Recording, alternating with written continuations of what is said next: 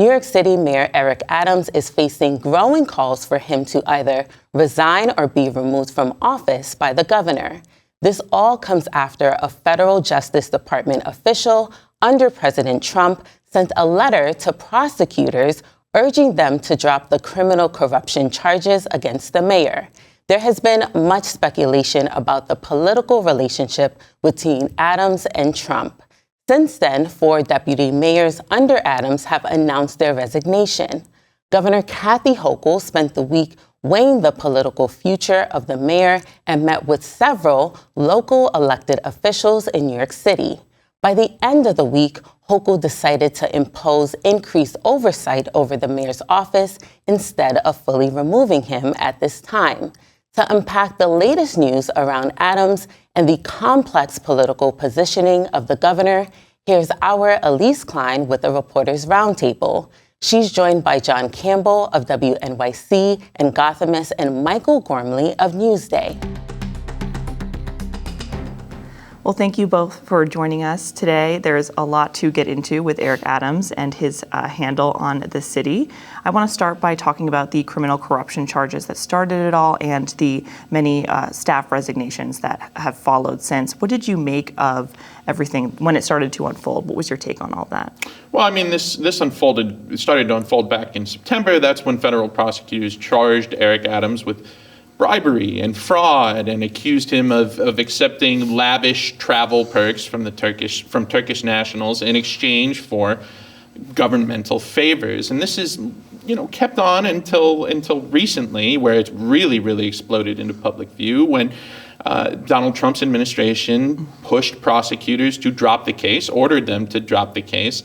That's going on now in federal court. Judge Dale Ho has to decide whether or not to dismiss the case. His hands are kind of tied. He pretty much has to. But that really spurred all these resignations that you talked about, not just in the mayor's office, 4 deputy mayors have resigned, but also within the Department of Justice. A handful of prosecutors have stepped down in protest of this, accusing the mayor of trading his cooperation with President Trump's immigration crackdown for the dismissal of this case. So it's created a major firestorm, both in New York City and Albany, because Kathy Hochul, the governor, has the ability under state and city law to remove the mayor. She's chosen not to do that at this time, but that it's just really been a major firestorm in Albany and New York City. I would have to agree. It's created quite a lot of chaos. Just how it's unfolded, everything that's absolutely ensued. This could be a historic moment in the state. Important to note that the Justice Department investigation of Eric Adams began under President Joe Biden, the Democrat. And then when Trump came in, the Republican, that's when the Justice Department decided they didn't want to pursue this. They're looking for suspension. Importantly, though, they're looking to suspend the charges, but not eliminate them, so that they could come back at some point. And that's part of where Democrats are concerned that Eric Adams has been compromised. Their accusations are that he's being coerced by Trump to do Trump's bidding on immigration and probably other issues. And Kathy Hochul on Thursday came out with a proposal that is probably going to be disliked by everyone, which in politics, as you know, probably means it's pretty good. She wants to put guardrails on what Eric Adams can and can't do. Kathy Hochul's proposal includes bringing more state oversight into how the city runs, and also allowing the city controller, the public advocate, and the council speaker to sue the Trump administration if Eric Adams doesn't.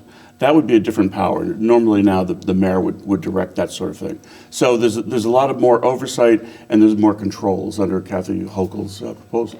It's interesting to also see take a look at how Adams has been handling all of this. As we've talked about, the DOJ memo came out essentially saying that they want to suspend the charges because it would impede the mayor's ability to work with Trump on immigration. What do you make of, I guess, the timing of all of this with the memo coming out and how Adams has responded with his framing of it? He's kind of used it to, it seems, as an example of his innocence in a way. Yeah, the memo that you're talking about was from an acting Deputy Attorney General, Emile Beauvais. And you're right, it did pretty explicitly tie those two issues together, that essentially saying that the charges against the mayor were distracting from his ability to cooperate with President Trump's immigration enforcement efforts.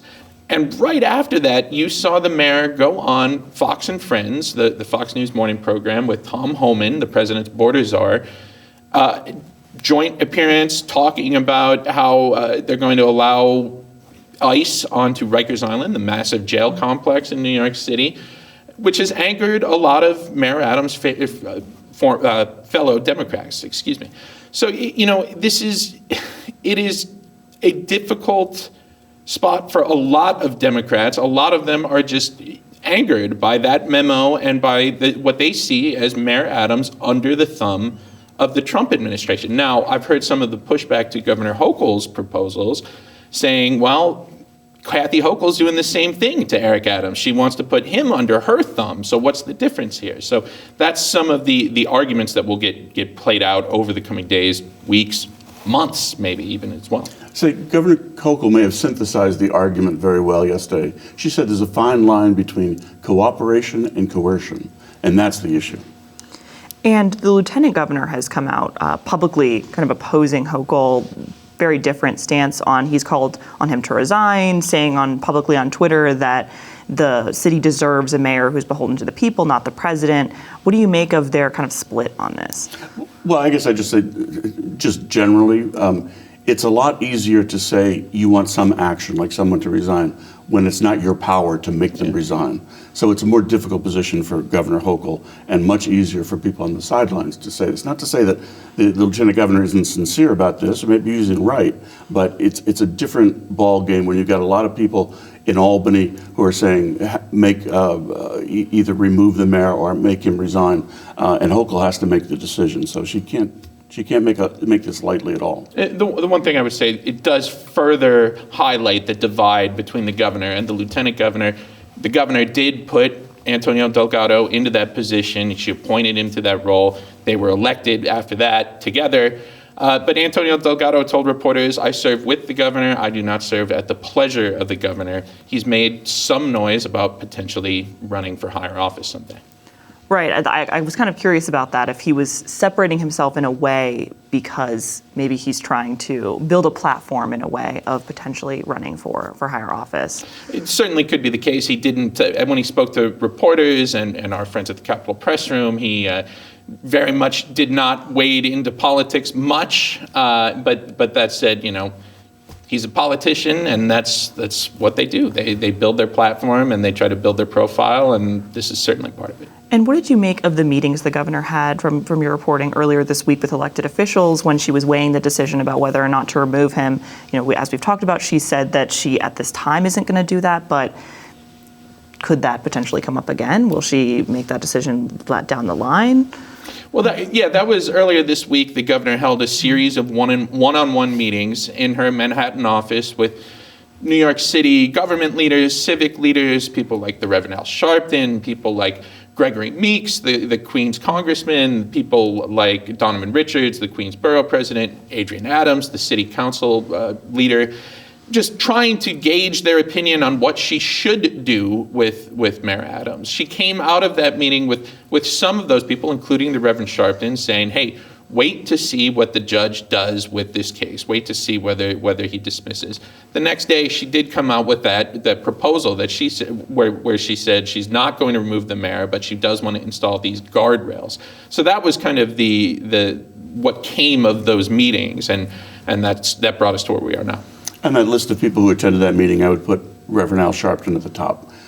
New York politics, race runs through almost every issue, and this is one of those issues. So we should be watching what Reverend Sharpton has to say about this issue. If he changes his mind on this and asks Eric Adams to resign, he probably will resign or be removed. And I thought it was interesting that she had also highlighted it would be disruptive for New Yorkers to have more than one mayor in 1 year, having someone to step in if Adams were to be removed, and then having the election happen. I thought that was kind of interesting that she had mentioned that. Well, yeah, and there's also this undercurrent bubbling underneath of Andrew Cuomo. Andrew Cuomo, the former governor who, when he resigned, it elevated Kathy Hochul to the governor's office.